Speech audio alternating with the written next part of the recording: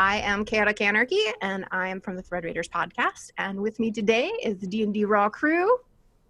Hi. Hello. We're super excited to be here today. So I think the best place to start at this moment in time is to talk about where we're from. So let's start with Bethany. Sure.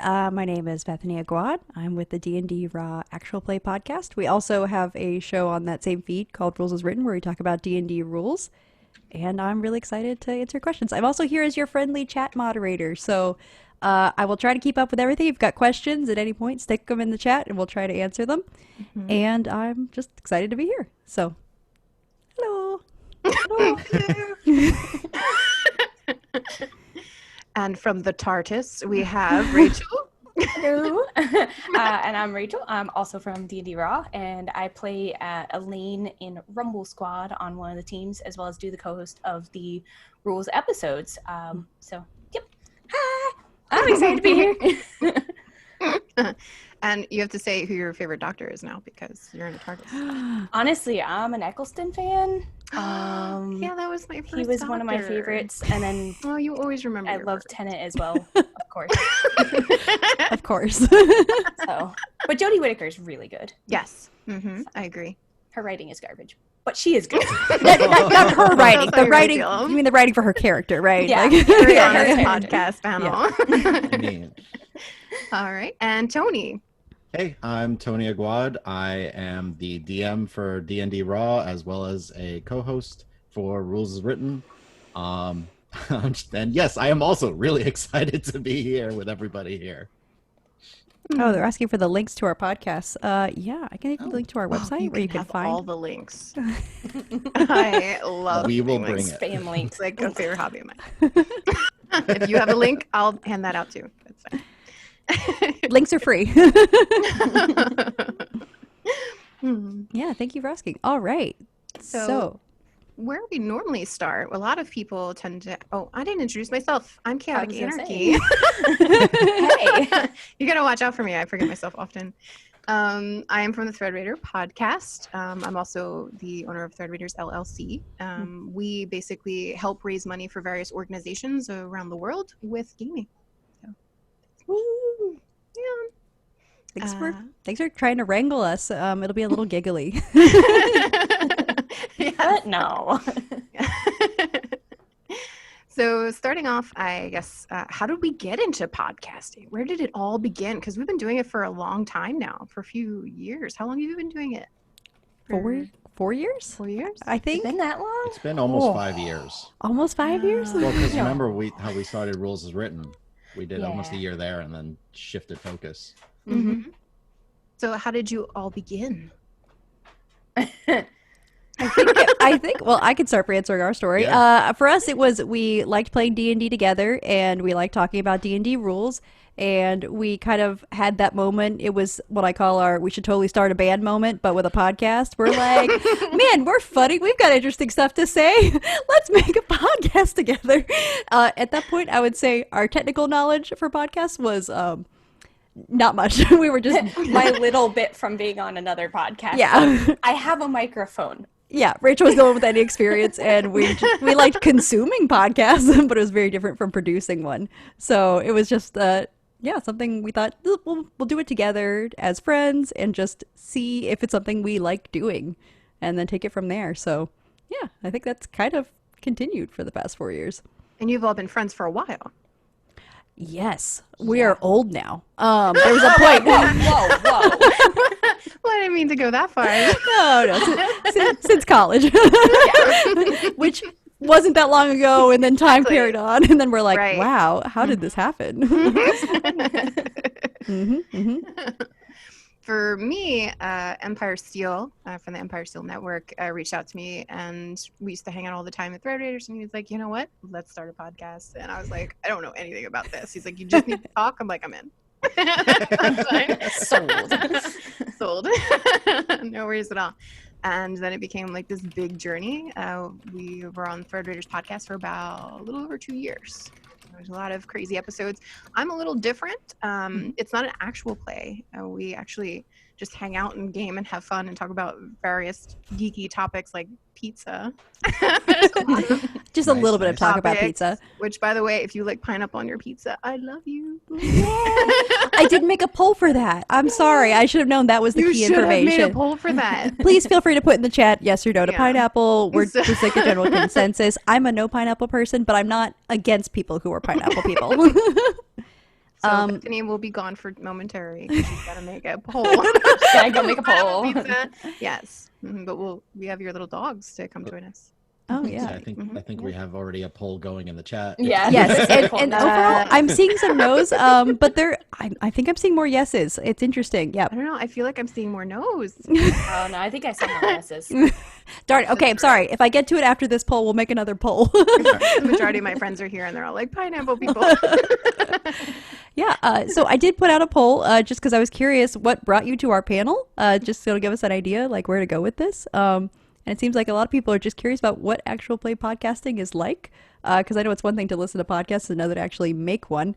It's less probably magical than some people would expect. Not that it's not fun, but it can be a bit technical. So yeah, I was just curious to see what you guys thought. Also, we have people who are interested in starting a podcast. Yes. Yay!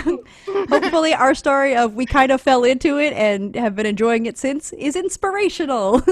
Yeah. And if you ever have questions after this panel, you can reach out to any of us. We'd be more than happy to answer your questions or hang out. I do Zoom calls for fun. She's like, I like talking. That's why I'm on a podcast. So one of the first questions we got was from, and now granted, I'm going to mispronounce all of your names, but just know I don't love you any less. So from BP Symington asked, what advice would you give for someone who wants to start a solo podcast because it seems very challenging? Rachel, did you want to start off with that? Yeah. So as somebody who did kind of try to go down that path, and it wasn't purely solo as far as like, it wasn't just me talking, it was an actual play and I had one player at a time. But it was just me doing all of the other stuff. So the editing, the scheduling, the networking, the social media. It's a lot. I will say if you want to do it, it's doable. Take a deep breath before you do it because you're going to need it. It takes a lot of effort and energy to do everything on your own, which I can probably say is why there are 3 of us that do ours. Yeah. Between the editing and everything. I would say before you do it, have a big backlog, because I think that was my biggest downfall. I shot for a huge backlog. I had about half of what I aimed for and burned through it way quicker than I expected. So, especially now with the world, life gets in the way, as many of you probably are very aware of. Yes, even more so now than ever. Yeah, so definitely make sure you have a backlog. I'd say focus your energies where you think you want them to be. If you want your editing to be very technical, focus your energy there first and try to get your episodes where you want them to be, to get them on the right path before trying to do like the other 20 million jobs, because there's, like I said, the networking and then the editing, there's social media, there's as simple as, just scheduling your podcast to be published or posted, at all the places. It's a lot of things and it's a steep learning curve, but it's not doable. So have a lot of energy. Drink all the fuel before you do it. So actually the short answer is caffeine. Yeah. So much caffeine. Yeah. And I was only editing 2 tracks at a time, to be clear. Oh, okay. Well, 3 if you add in sound effects and music or whatever else I had, but maximum 3 tracks. So it wasn't too crazy on the editing, but it still is time consuming. I feel like I couldn't podcast myself It's because a I'm lot so of social. listening. Yeah, so I feel like I need that back and forth banter. I like to talk to people, make fun of them. So Yeah. And then editing, all my episodes were me plus one other person, so it was a lot of listening to myself, which I was like, oof. I mean, I can listen to you forever. thing. Oh, well, thank you. We'll just cut that out. No. Yeah, you learn to hear all the little things too about your own voice and your own habits that you really start to hate very early on. Yes. You're like, ooh, I do this Oh, I weird said thing. this word. Oh, I make this Yeah. sound. Yeah, I I had a go, very squeaky chair, and it was not okay. And then everyone was like, let's join my podcast. I was like, I can't because I have a squeaky chair. And like, I'm very animated. Like on camera, I'm very still, like a doe-eyed deer. Like, I'm like, oh my God, I have to move. But when the camera is off, it gets crazy. I'm all like, woo! Like, you know? And so the squeaky chair was unfortunately a problem when it came to editing. But, you know, just being aware of your surroundings is a big thing. Mm-hmm.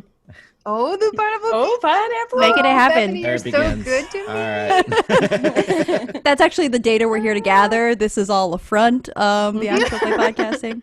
If you all want to send me your polls, I'll fill them out for you. I don't want you to feel like you have to do all that work.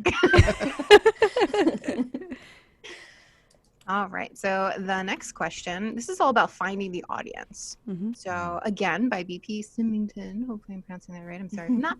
How should a new gaming podcast go about finding an audience? Which is a very good question.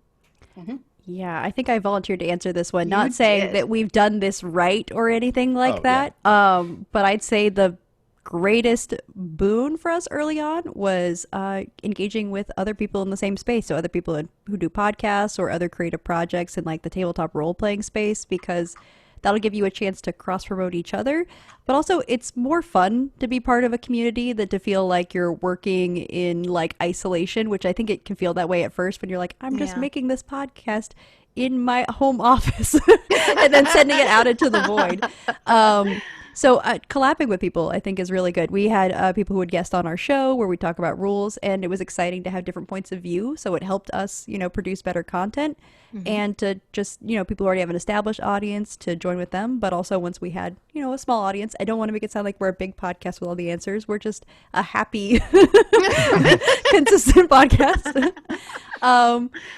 Yeah, being willing to reach out, being active on social media is definitely something that we were really good at early on and had to take a step back due to some, other concerns in life more recently, but just being engaged, I think, is the best way to find an audience. And saying like, make content you'll like is all like really obvious stuff. But at the end of the day, I think it's good to start out making your podcast for you and whoever you're working with, and, just see who's drawn to it.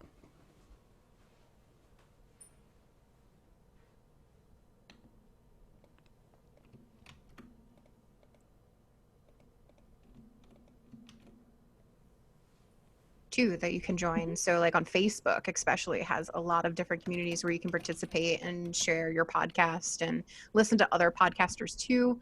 There's also conventions you can go to that talk about, how to improve upon your podcast, or you can actually meet people who, you can work with to get your name out there. As far as like social media, the hardest part is starting off, because you have, nobody knows who you are, and you kind of post your link out there, and Twitter only, keeps, that out there for maybe like 20 minutes and then it's gone, and you don't want to spam everybody, but you want them to know who you are because you want everyone to know your name. So that's really the hardest part. But if you have friends or even like a Discord community to help get people, Thread Raiders podcast has like a Discord chat, so you can talk to people. Any giveaways that you do can be done there too, and that helps keep it engaging. We also had on our podcast for a while where we would actually make it a little more interactive, where something would happen in the podcast, and if you were able to point it out, you would win something, or you could be on the podcast. So all of that kind of stuff too helps. All right. Oh, you're crossing stuff out. Oh, that's good. All right. Sorry. Submitted by, you're very organized. No, don't be sorry. I know where I am. Submitted by Flute It Up. Best ways to market your podcast without going broke. I am very poor, so I know all about this life. You know all about not spending a bunch of money on your podcast. Tony, how do we not go poor trying to podcast? Honestly, like so getting, I'll be completely honest. Bethany tends to be the one to handle like giving us promotions and getting in touch with people. But a lot of it is just like promoting the podcast, just talking to other podcasts, getting on each other's shows, collaborating. We had for a while when we first started where we just traded promos with other podcasts and just kept going in this circle, just sending them out and offering in exchange, like, hey, we'll put up your promo on ours, and help kind of build each other up. Yeah, unfortunately, we can't speak to, actually intentionally spending money on marketing your podcast. I know that is a thing that people do, but we decided early on that this was something we were doing. I guess I was going to say passion project. That sounds really dramatic. Yeah. But I would say that we did do, you guys had some business cards for a while, and we did a couple meetups that we would hand out the business cards. We did do that. We did network. We did. It doesn't do a lot, but it does a little. And it didn't cost a lot. So, No. I mean, it is a cheaper way you could say to do it, is to just have a business card with the link, or the name of your podcast and the link, and then kind of just throw them out and hope they land into somebody's hands. Yeah. And not being afraid to talk to people about your podcast. I'm sorry. Not saying not being afraid. Getting over the fear of talking to people about your podcast, I think can be hard, especially when people are like, oh, tell about your podcast. You're like, oh, it's really nothing. Like, learn to be your own self-promoter. Takes time. That's definitely big. Yeah. Couponing is a very big thing too for me. So you can be able to, like, Vistaprint has a sale often. They have 50% off on a lot of their stuff. So those types of websites, just keep an eye on them, because it's almost like they have them timed differently. So you can go to one website and it'll be on sale, and then like 2 weeks later, the next one will be, especially around the holidays. Black Friday also has a lot of sale options that you can get literally everything that you could need marketing wise for half price. So I'm a huge fan of those types of things when it comes to marketing. And yeah, it's really more about just, reaching out to the community and helping each other to get that. And you can also get sponsors who help send, equipment and help with promotional stuff too, but not necessarily when you're starting out, obviously. But, if you work your way up and you socialize and really get out there, there's definitely a lot of opportunities that can open up. Bethany, you're so funny. Oh, sorry. Okay, sorry. You guys can't see. We have a document. I do documentation in my day job, so I'm like, let me make sure our questions are well documented. So I'm taking good care of all of your questions. Yes. So we get to them. We're watching her do it, by the way. Yeah. I know, Yes, that's beautiful. where we look off camera. Yeah. We're watching all the questions shuffle around. And so is in parentheses, is that who sent it to us? Yes. Casey, your question's up. So any advice on the places to find guests for talk-based content? Yes. Yes. I reach out everywhere. You can go to Gen Con. You can get a press pass. And you can meet with a lot of the different creators at Gen Con and interview them. You can take equipment with you. There's cheap equipment online that you can get and just carry around with, like, microphones, and it's literally just something you attach to your hip and ask questions. Editing will be a pain because you're picking up different sounds depending upon what equipment you have, but you could do that. Through social media, honestly, there are so many amazing creators out there who are looking to promote, and they want to be heard, and they want to be on the podcast. So don't be afraid to reach out to them. Send them a tweet. The worst that could happen, they could be like, no, who are you? Yeah. But in my experience, I have had a lot of guests. I think over 100 guests on our podcast, and literally it's just as simple as, giving them a tweet or a Facebook message or Discord and say, hey, would you like to be on? I really like your product and I want to talk about it. Or are you interested in, tacos? I love tacos. And they go, yes. And we go, let's talk about tacos. And then it happens. So that's really how I find the people.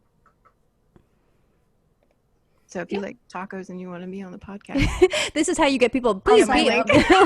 Let us know. This is where it all begins. I could be your first contact. Yeah, you can always start with a segue question too. Like, oh, I like your shirt. Are you also interested in XYZ? If it's an in-person thing, or like she said, just on Twitter. Yes, pineapple. Pineapples win. Sorry, we can't provide any pineapple pizza. Maybe if we were in person. Yes. Maybe next year. Come next year, I'll bring it. Yeah. Yeah. You might have to cut your own pineapples. Put on it. Just sprinkle it on.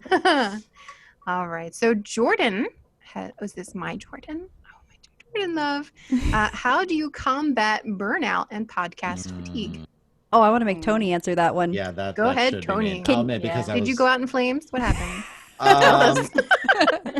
We took. I'll tell you. We took a month off.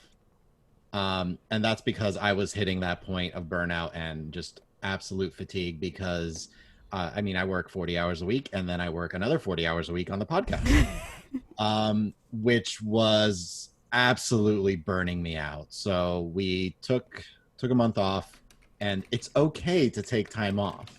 You are allowed. That was one thing it I won't did not feel like tell it, myself. but you are allowed. Yeah. No, and that was something I kept telling myself, like, no, we just got to get the next episode out, and we release weekly.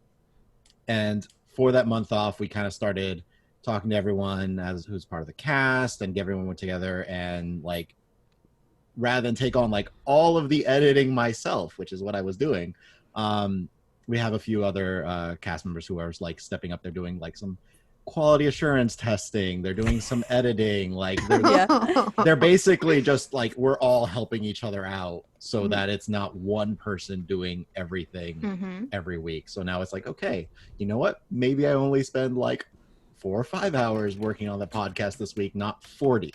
Yeah.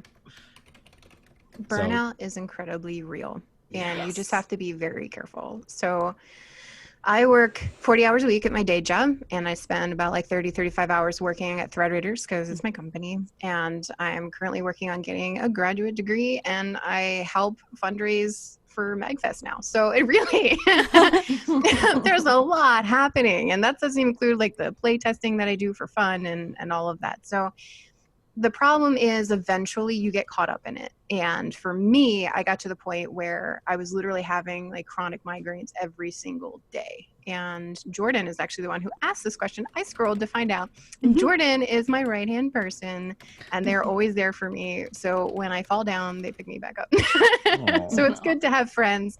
But you should never get that way. You know, we are all passionate about the podcasts that we do and the, you know, projects that we have. But if you're not healthy or mentally healthy, then you're not going to be successful. It's not going to go anywhere because it's going to come out in your work. The exhaustion that you have, the stress that you have, people are going to realize that when you're recording, and that's not what people want to hear. They want you to be happy. They want to hear the passion that you have on your subject. So make sure you take care of yourself, because if you don't take care of yourself first, then it's not going to go anywhere, sadly. That's my real talk. That's as serious as it's No, going to and get.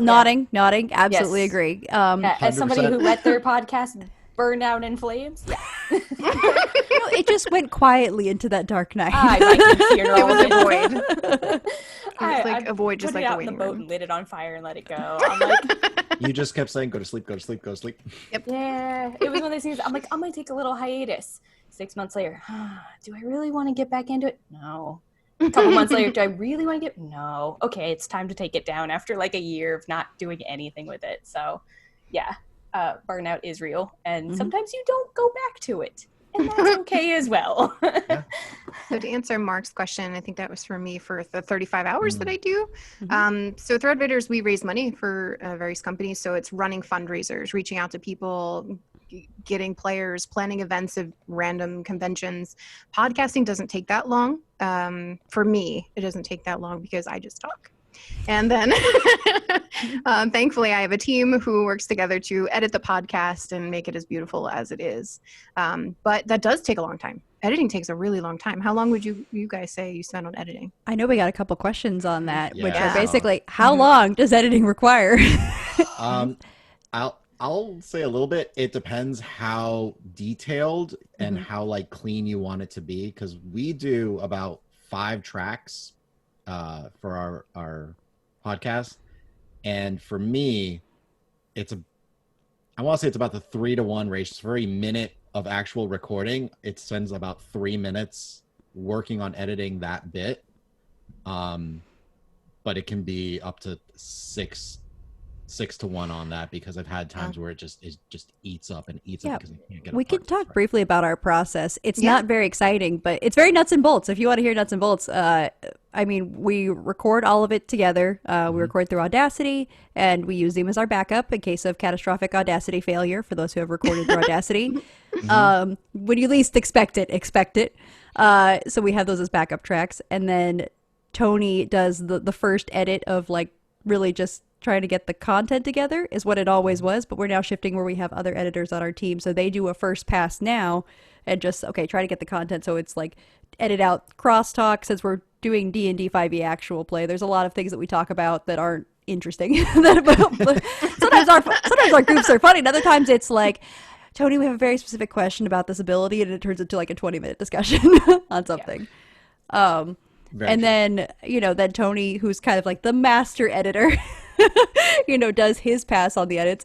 And then Tony mentioned earlier, we do what we're calling quality assurance because I'm a process nerd, where a couple of us listen to the episode in its semi-final draft state, I guess, catch any final issues, whether there's like a track that got shifted or little pops or clicks or something like that, and put all of those into a checklist. And then Tony goes and makes all of those edits, and that's the point where we would put in music or sound effects, which takes so much time. We've had a lot of discussions about, is it worth doing them, because it probably takes a couple hours per episode to do that well.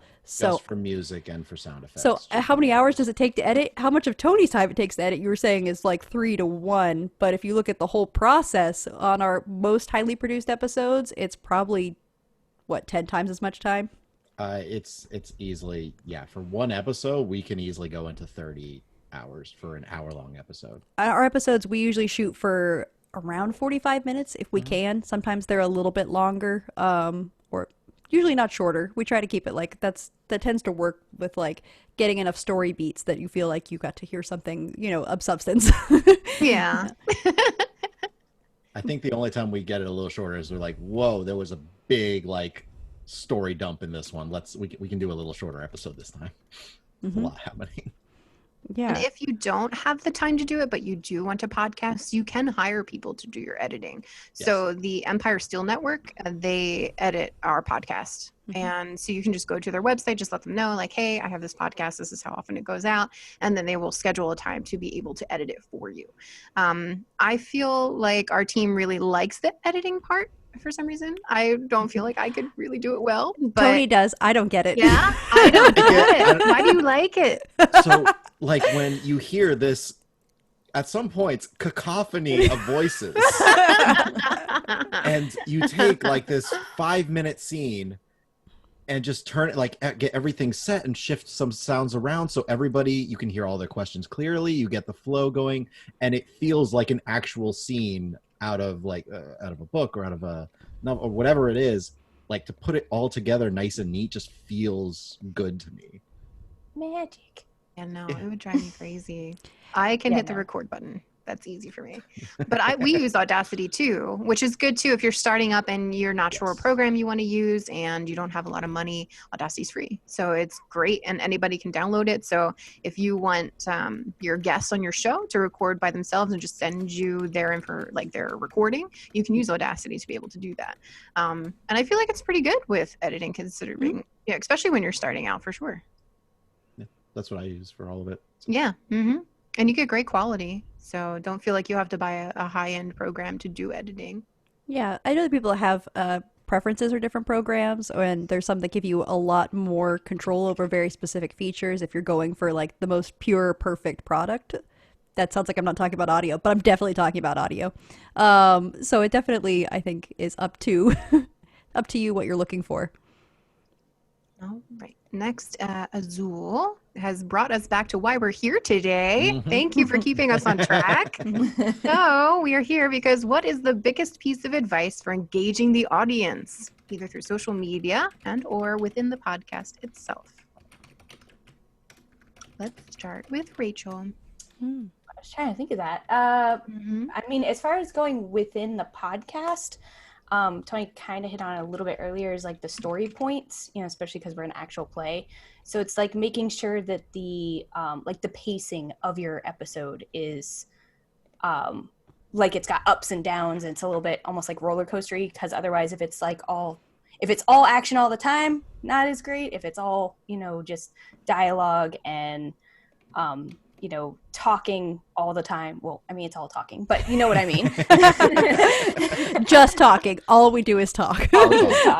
In character. Yeah, but it's not anything of like substance. Then it's not going to like engage them, and people aren't going to want to come back and find out what happens next.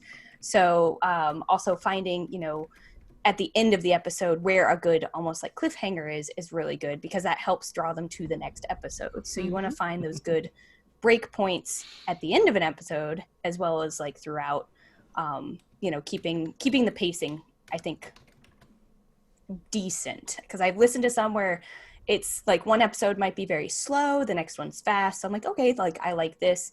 I've listened to ones where it's like the episode's all over the place, which is good as well. And then I've listened to ones where I'm like 4 episodes in a row are really slow. Is there going to be action? I hope there's action. Please let there be action. I want action. Well, and I feel like I have to add, we have 2 different groups who are basically two parallel campaigns happening in the world Tony has been running as DM, called Ostia, and we have completely different approaches to the narrative between those 2 groups, which was an intentional choice because we had different. As players, we were drawn to different types of storytelling. So Rachel's group is in the more action adventure. They're called Rumble Squad. You can guess what we do. The group I'm in, we do talk a lot, and there are many episodes where we just talk about things in character. But we're really into like conspiracy theories, what's behind it all, what's actually going on in this world, why did the deities seem to have pieced out? And we do a lot of just sharing our own ideas on what's going on and what are the surprises that, well, we don't say Tony. We don't refer to him as Tony in character, but that the world has for our characters. Yes, the world. Yeah. We make a plan and we go with it. First plan every time. Like, just go. Yeah, I think it helps to find, like, if you're doing an actual play, what your players already want to do, and then editing to that, because that's where you're gonna end up producing, right? If you want something that's gonna be more actiony, then plan for that. Yeah, I think it's good to just highlight your strengths. For me, it's the most engaging part is the person that's on my show. So when I have a guest on, I find out what their interests are first, because you don't want to bring them onto a podcast and have them talk about like engineering when really they like picking fruit. Like they might not know what to say for engineering, right? They like pineapple on pizza. Pizza. So it may be like awkward silences that happen, and you want your guests to be very comfortable, with what they're talking about. So getting to know who it is that's on your show is very important. Do a lot of research. Take a look at everything on their social media. What do they do? What do they like? What is their website? They want to know you're interested too in what they're doing. And then that really adds and heightens the experience of your podcast, because the person you're interviewing, talking to, or engaging with is very passionate about something. And I don't know, I think it really makes it the most engaging for me. And because I laugh a lot, I've heard that's very it's infectious. Yeah, it's infectious. It's kind of like a laugh track that goes on. So that helps too. But that's really important for engagement, I feel, is knowing the people you're going to be working with. Yeah, when we were on your show, I think we talked a lot about kale. I don't remember how that happened. Did we talk about kale? All right. We talked about kale. I do remember there being kale. My character, okay, now there was reason. My character obtained a spell where they could talk to plants, and they talked to kale and assumed it had life and made it its pet. Yeah. Yeah. And then it became a whole thing where like nobody believed me, and then I sent out pamphlets at a zoo stating that kale's lives mattered, because yeah, it was a whole thing. But that's what you can look forward to playing Dungeons and Dragons with me with. Things get weird. If you don't want me on your podcast, that might not be a thing. And speaking of engaging the audience, where have you guys found you get the most engagement from? Does having a website draw the users, or is it being on Spotify or iTunes enough? This is from David.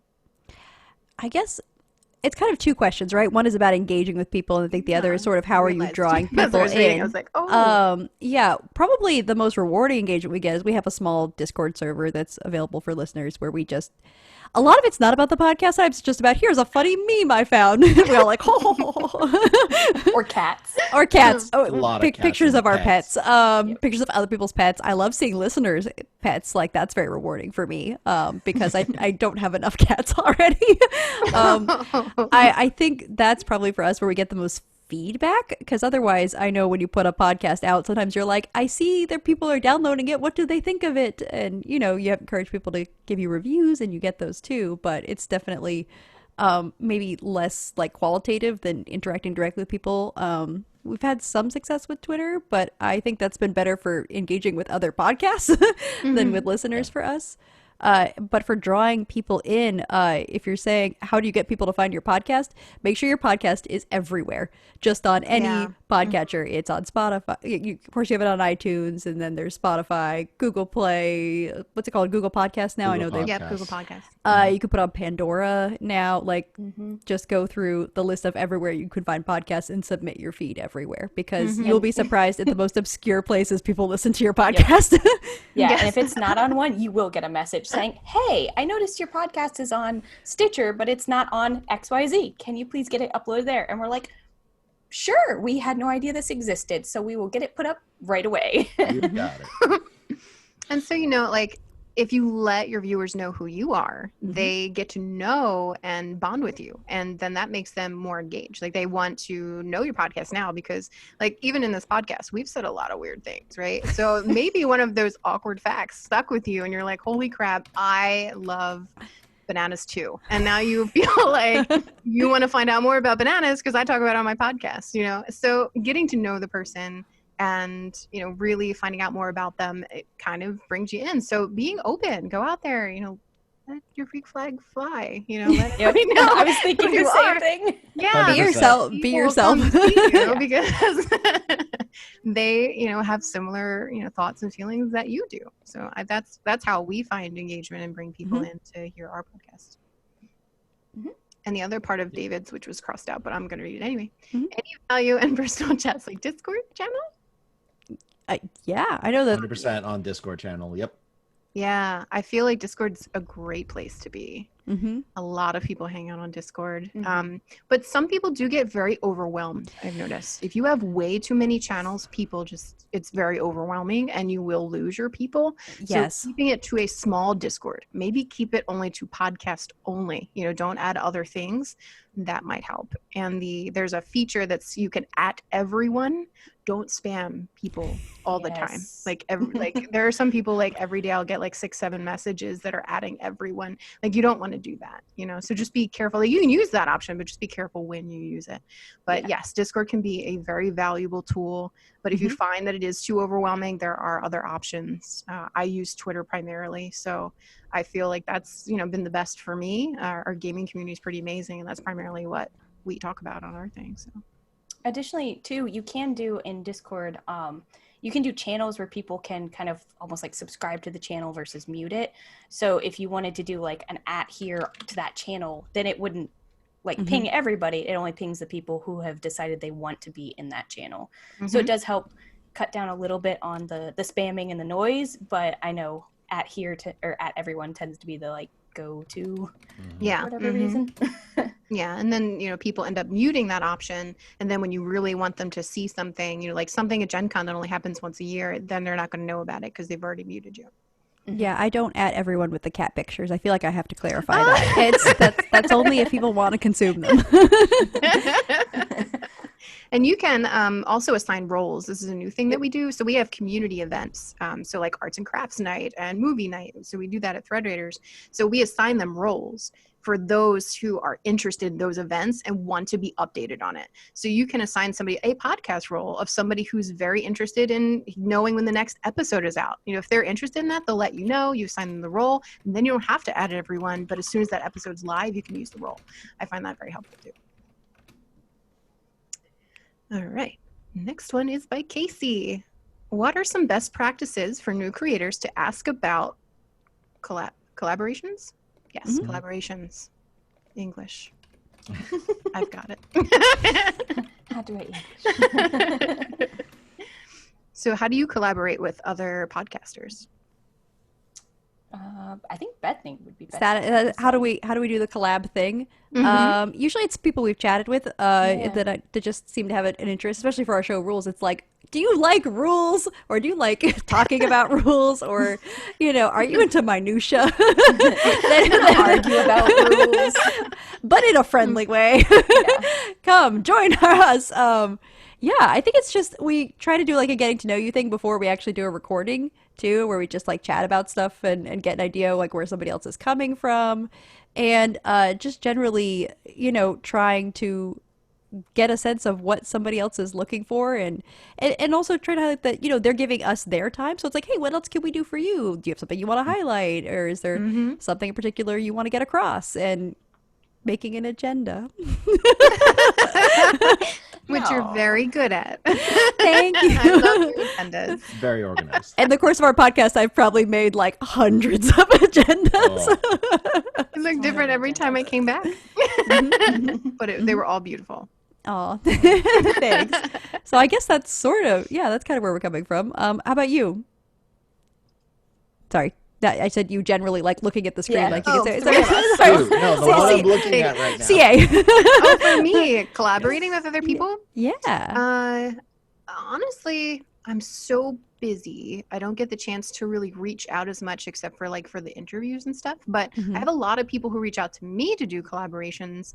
And usually it's just like through social media, and they, you know, they ask what I do and I find out what they do and we see if we match. That's how I found the Empire Steel Network.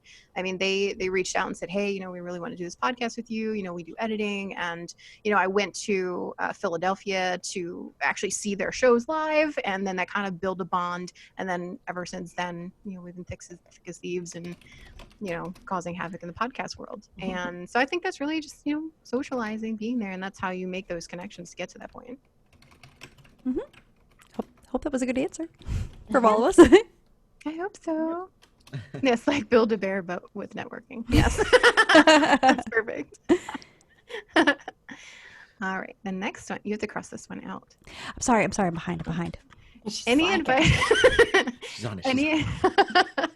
Any advice for someone wanting to create a podcast but has really bad social anxiety? Asking for a friend. Mm-hmm. I can answer that one because I've worked with people with. Yeah. So I would say the first thing to do is if don't try to do it live. You know, No. like don't try to stream it or anything for your first couple times. Go in it with the idea like, yes, people might listen. Yes, you're going to get critiqued both ways, good and bad. But if you're talking about something you're passionate about and you like, you'll probably, after a couple episodes, kind of start to ease into it. You'll be a lot like calmer. You'll be like, okay, I know what I'm doing. Once you get a groove down, you'll like, okay, we got this. You know, we're going to do X, Y, Z. We have our agenda, or, you know, however you decide to do it. But the first few times, I mean, even I know for us, I was nervous the first couple times because I'm like, what are we doing? Yeah. Like, we knew what we were doing and why we were doing, but still, what are we doing? It still happens sometimes where you step back and go, what are we doing, right? I was going to say, like, the start of most of our recordings, we usually, like, have to shake off, like, all right, come on, let's get back into this. Mhm. All right, roll the shoulders, you know. Yeah. Yeah, I feel like one of the things you don't get to hear when you're listening to a completed podcast is all the stuff that gets edited out. And one of the best things about podcasting, if you have anxiety as opposed to other medium, like we decided we didn't want to stream in general because we do have several members of our group that suffer from anxiety. And it's nice to have the ability to control what you put out. So it's a running joke that whenever we do our own introductions on our own podcast, we say, hi, my name is, and I ...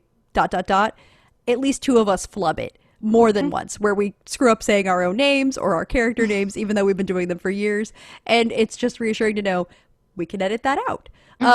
So it does give you some control of like what you're putting out, and so you're not at the mercy of like doing it live Like this. You know? Yeah, here we're very much doing it live. So I think that's somewhat reassuring. I think it's a really great medium for people who have anxiety, or because you don't have to go and present in front of a group of people. You're just in your own space that you can set up however you want and feel as comfortable as possible. And if you put together something and you go, I'm not happy with this, I don't want to put it out, you don't have to put it out. You know, you can just put out the things you're proud of. Yeah. For me, I have generalized anxiety disorder. And so keeping everything very much the same helps a lot, right? Because it kind of narrows down that anxiety of like, what's going to happen? This is going to happen. Maybe this could go wrong. So, I mean, like having your setup in your space that you know is going to work for you, that you feel comfortable in, is a really great start. if you're just starting off, if you have this great idea of a podcast, you don't have to start with that idea first. Maybe get some friends together, like the D&D Raw crew did, right? Hang out and game with each other. Run a few practices until you get used to the equipment, the buttons, the editing, so that it's not so overwhelming later when you try to do it all at once. Take it in steps. Hang out with your friends. They're the best people to really get you through these things, and they'll support you through your endeavors, which is important. So I think really just taking those steps is a big thing. Even before coming here today, like I'm like, oh my goodness, there's 54 people in chat. But I have my friends here, and that makes it so much better. And you guys have been amazingly supportive and having these questions, and I feel prepared and comfortable. So I feel like that goes a long way for people with anxiety. Yep, absolutely. Any advice for how to introduce and summarize your setting for guests, new players, and even potential audience members? This is from Tyler. Tony, do you want to share the what not to do from listening back to our early episodes? Which part? The Orenthal intros. Okay, so I thought was a great idea at the time. I did an individual character intro for every single player. And I realized, oh my gosh, the audience is going to hear so much of the same information over and over and over and over and over again. And then when they're all together, they're going to hear it one more time because now they're all together and they all have like pieces of this information to go forward, because our first campaign was a mystery one. So they all had a little bit to start, and then they came together and then went on the mystery.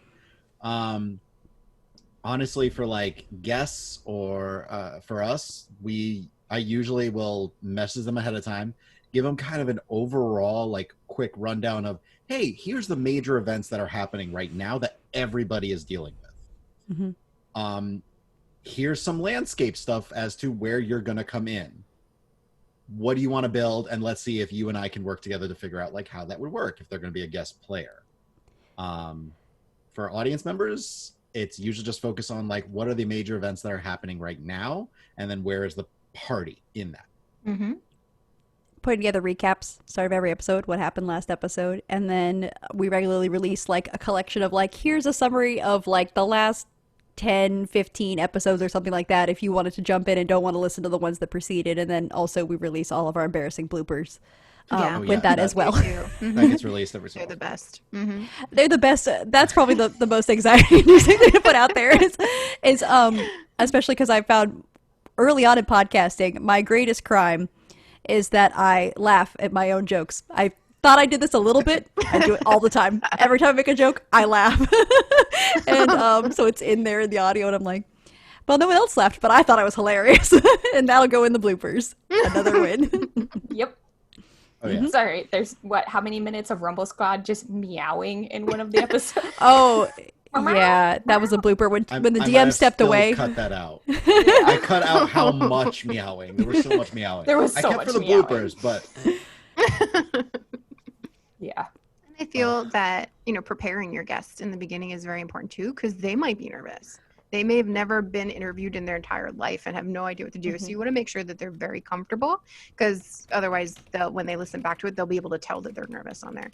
So a big thing that we do for Threat Eaters is to go through the very long list that we have of all the things that could possibly go wrong so that, you can help them out. And it kind of breaks the ice a little bit too. So we always talk about like, make sure your phone is off, because sometimes it rings during it.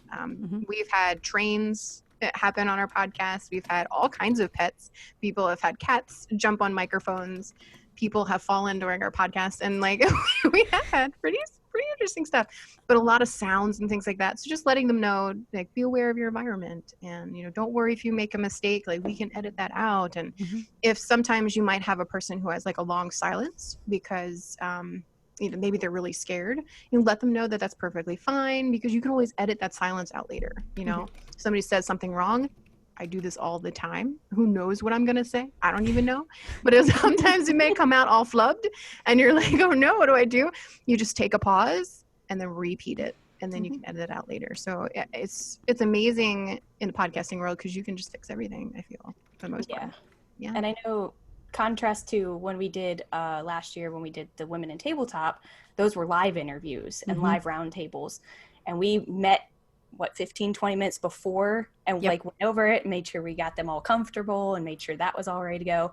We also, thank you, Bethany, sent agendas ahead of time. These are the questions we're going to go over. Like, you're not going to be like, surprised with questions. Like, these are the ones we're sticking to, kind of stuff. So it definitely helps to keep the lines of communication open before and during, I think. Mm-hmm.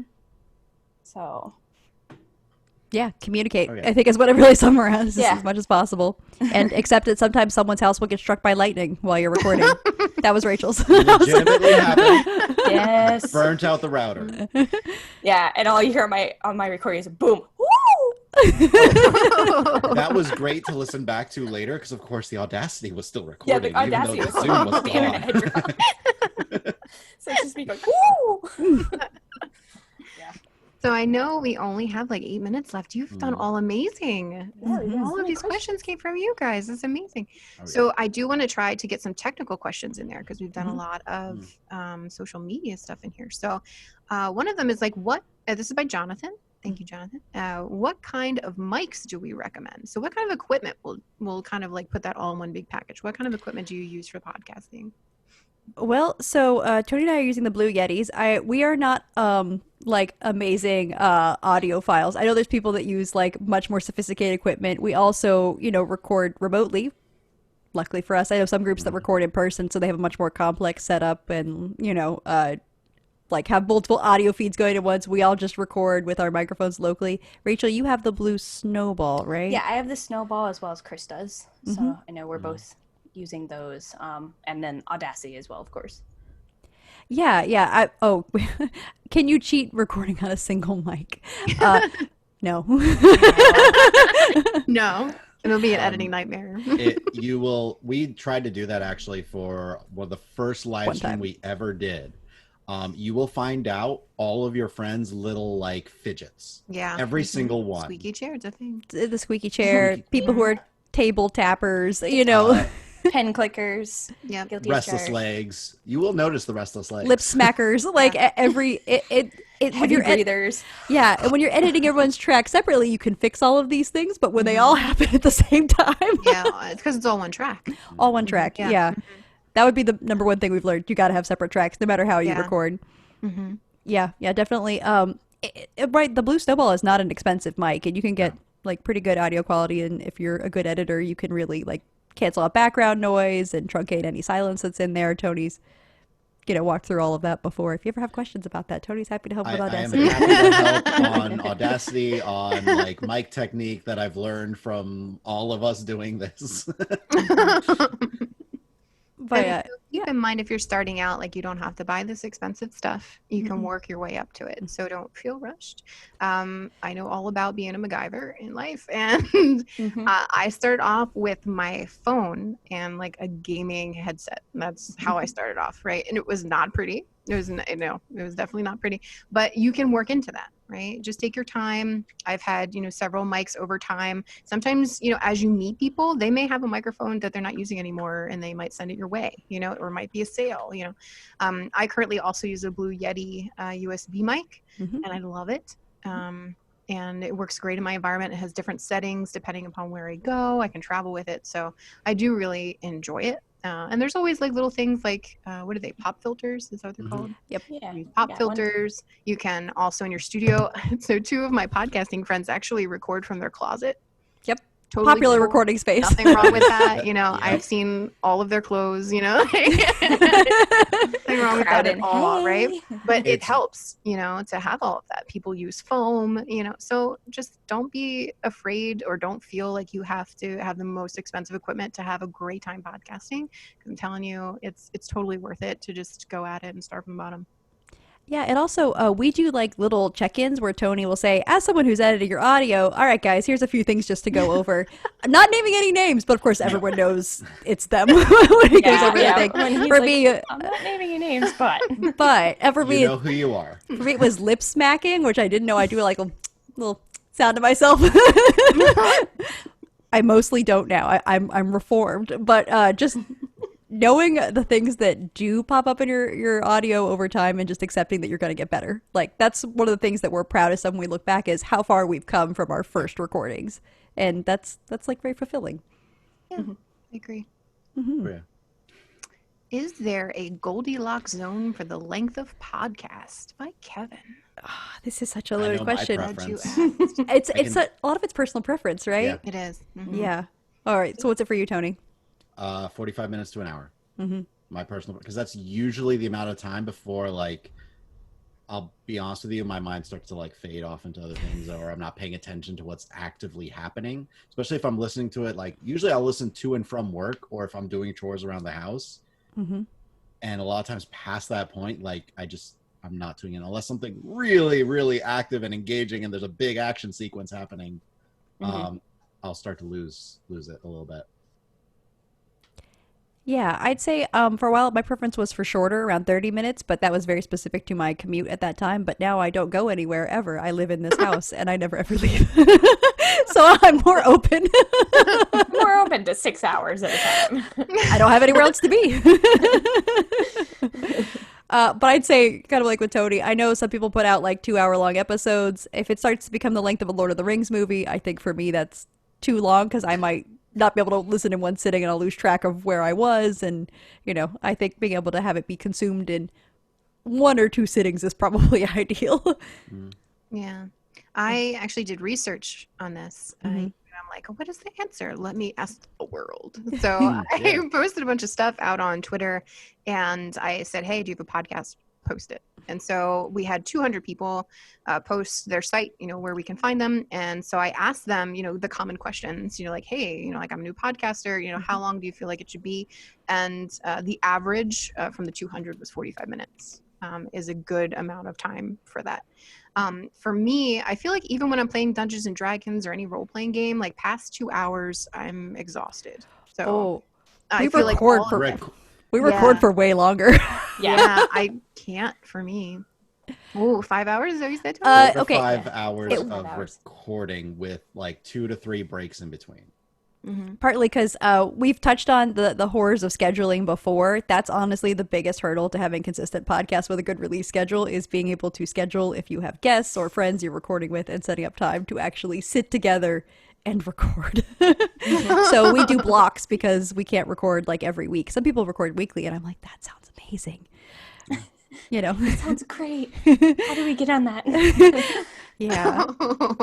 Yeah. So for us, we record right now. It's like 4 hours with breaks. Now, it's about 4 hours. We'll usually take 1 to 2 breaks, and that gets us about 3 to 4 episodes, depending on like. We also have a what happens. backlog, a big old honking backlog of like 6 months. I Huge backlog. cannot recommend enough to have a backlog before you start. Yeah, Before you start very releasing. important. Because you'll be surprised what happens in life. People having babies, people getting married, major life events coming up that definitely should take priority over your podcast. Yes. And you shouldn't feel bad about having it take priority. No. No, but it does lead to this eerie thing where people react to stuff that you recorded sometimes a year ago. Yes. Oh, yeah. And you've forgotten. Where someone asked me something about a very specific mention, I was like, I have no idea. Like, moved on. Yeah, I have people say the weirdest things to me because I said something like 2 years ago, like, yeah, I like kittens. And you're like, what does that even mean? Yeah, kittens. Like, what? Episode 4. I'm like, all right, I'll go listen to it later. Please But yeah, mention you the get a lot of episode. interesting things. But I love it because it's like, people love what you're doing and it's cool. So. All right, so that unfortunately brings us to the end of the panel. Thank you for everyone who hung out with us. Yes. Oh Thank my you so goodness. much. And I'm sorry we didn't get to all of your questions. There are a few in here. Somebody did ask if we were going to release this video. I think we could. I would not think have a so, problem yeah. with that. Yeah. Yeah. I have no problem with We've recorded it. It's We can here. post it everywhere, Yes. wherever you want it. it. Post it around. Woo! Yeah. So thank you again for being here today. We'll just real quick say goodbye and where people can find you. So Bethany. So I'm Bethany Aguad. You can find me on Twitter at Bethany Aguad because I'm a creative person. My Twitter handle is just my name. Just a minute. It's easy to find. It's good.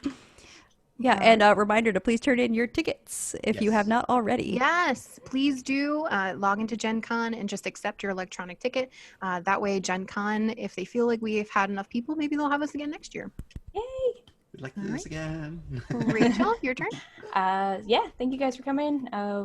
I forgot what we were doing besides saying bye. Thank you. Where to find you? Where to find me? Yeah, Twitter, RV Swertfeger. Most other places you can find me as Jade Vala, like on Twitch and Instagram and all those fun things. So that's where you can find me. Most places. All right, Tony. And I'm Tony Aguad. On Twitter, you can find me at Tony_Aguad. Or you can also like at Rules as Written. I'm more likely, I'll be honest, to notice that one.